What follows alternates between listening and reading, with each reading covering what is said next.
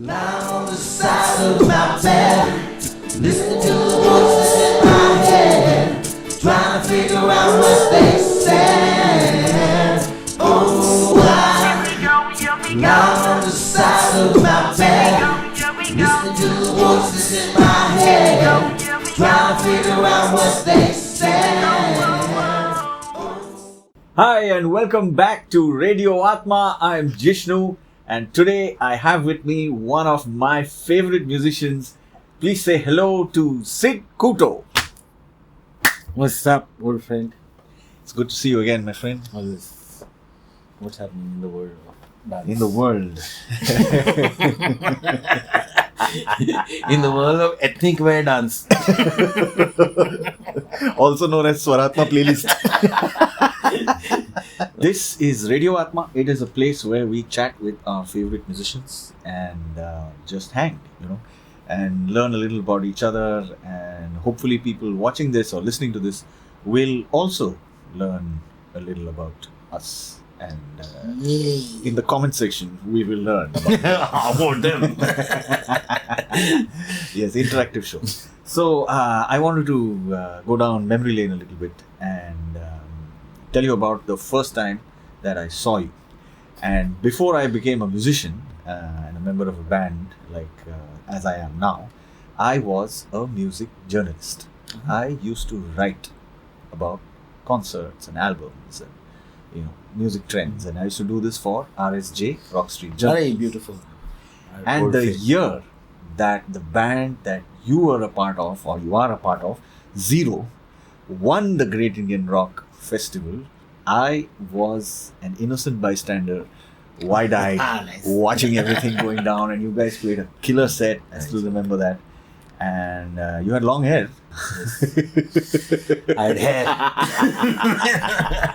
As a fan of Zero, what I wanted to ask you was, what role does the music that you guys made back then feel like right now as you continue to do music? I mean, does that have a place in where you are now musically, and if so, what?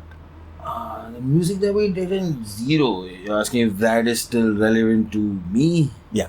Personally? A lot of it was songs about life at that point, and girlfriends at that point, and friends at that point, and things happening in life at that point. Considering that most of it is 25 plus years ago, I don't really relate to it much, but I mean, I understand. It's like looking at your school report card. It's just, I look at it, I'm like, I wasn't very good at science back then. So it pretty much feels like that. So you hear those songs, and I mean, like any music, when you hear it, at least for me, it takes me back to the first time I heard that music, that song. Whatever was happening in my life when I first heard that song comes back to me. So the Zero songs kind of just do that over and over and over and over and over and over again over the past 25 years. So at some point it just fades into background noise. It's like, kitna baar feel karunga ye? Yeah. So otherwise it still sounds great to me because I still love all the bands from the 90s that I grew up loving. So I mean, that's the kind of sound that we were going for and had. Mm-hmm. So when I hear it now, it still kind of feels in place with when I'm listening to other bands of that era that I loved. So, and then when our paths crossed again, you had a solo. When our paths crossed again, you were with Tough on Tobacco, and I used to really enjoy watching you guys play live, and your transition from being a drummer to a frontman and songwriter, and you wear all of these creative musical hats. And how did that come to be? I mean, how did that happen? Man, I'm obsessed with music. I don't understand why. I sometimes more than just sometimes, wish that I wasn't.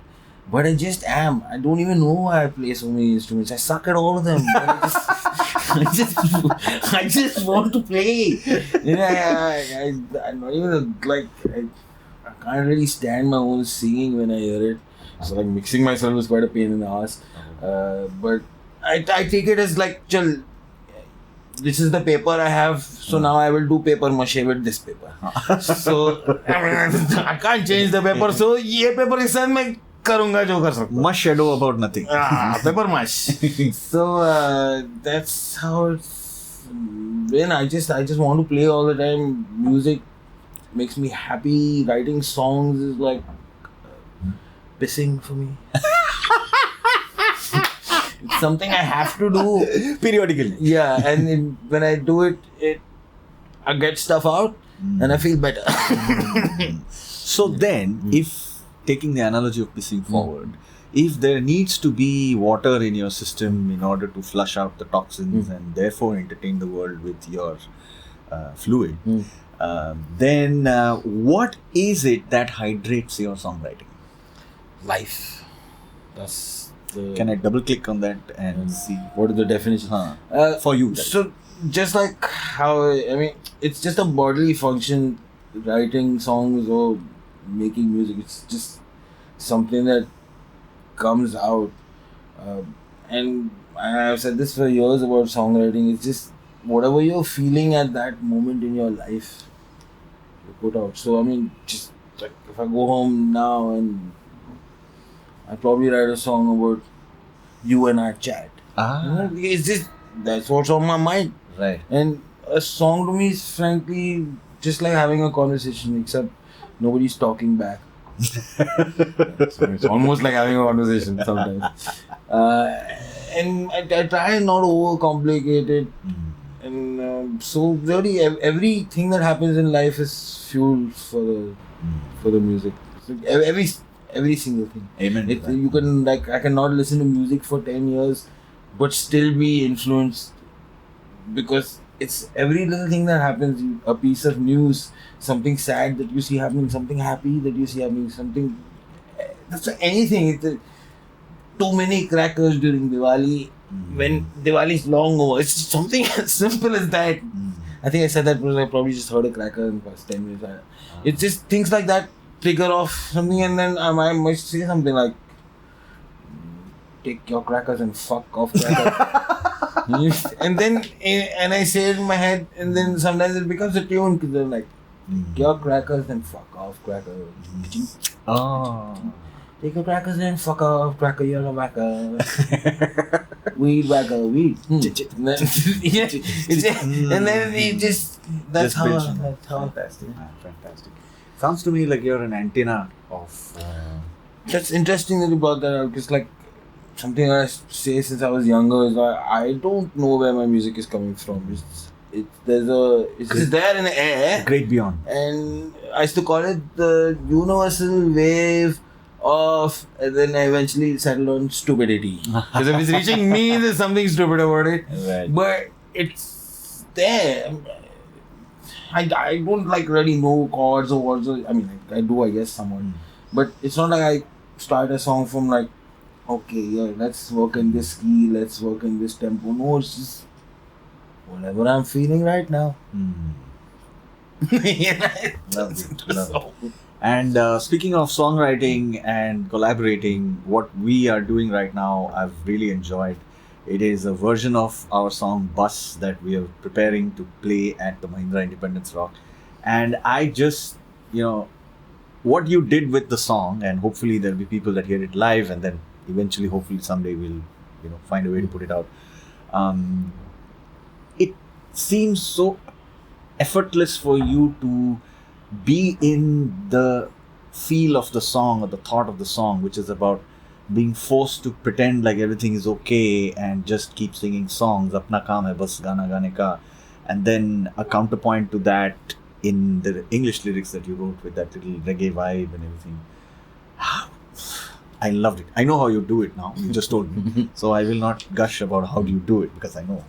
But I wanted to tell you that I really, enjoyed that process of watching you come up with it and then jamming on it. And and I hope that you continue to do this for the sanity of humanity. Album का title है भाई. Copyright. Co-created on Radio-Athma. Sanity of Humanity. It's such a sick album name. If you ever like tell Dave Mustaine right now, you go back and change some album name from like 20 years ago. So what's tickling your creative buds? Oh, right now, I guess earlier this year I was lucky enough to go to the States for a while, and I spent a few days in New York and was lucky enough again to watch these two mind-blowing musicals, Sweeney Todd and The Book of Mormon. And I'm a huge South Park fan, so Book of Mormon is written by the South Park guys. Right. It's the fucking funniest thing I've seen in my life, almost, I think. Definitely on stage. Oh my god, I keep kidding. Dude, that whole play is like that. The fucking whole play is freaking hilarious as shit. The story is ridiculous. It's so well done. And Sweeney Todd was a very serious thing, but they just both blew me away. The Demon Barber of Fleet Street. Fleet Street. And my college friend, close friend's husband was the music director for Sweeney Todd. So I literally watched him conduct, and then like went back home with him, like full fanboy because I was staying at their place. It was just the best orchestra I've ever heard in my life was Sweeney Todd. It was 16-piece orchestra live. So that just blew me away, and I came back and I started writing a musical. What? And so I'm more like 90% What are you saying? of the way done. Awesome. What's it called? I haven't named it yet, but it's ridiculous. It's funny. It's a dark comedy. It's just like anything I tend to like. And they say write what you know. So Dark comedy is what you know for sure. Awesome. Great, man. Well, it's always super. I like to talk to you. And So much hang fun, with you. and thank you for having me on that song. That's what I wrote was just a mirror of what you guys had already written. If you hold the English lyrics of Bus featuring Sidd Coutto in the mirror, you will see the Hindi lyrics. Because it is a reflection. Yes, normal banter between you and I. Alright, guys. This has been Radio-Athma with Sidd Coutto. Thank you for tuning in. And Just. bye-bye.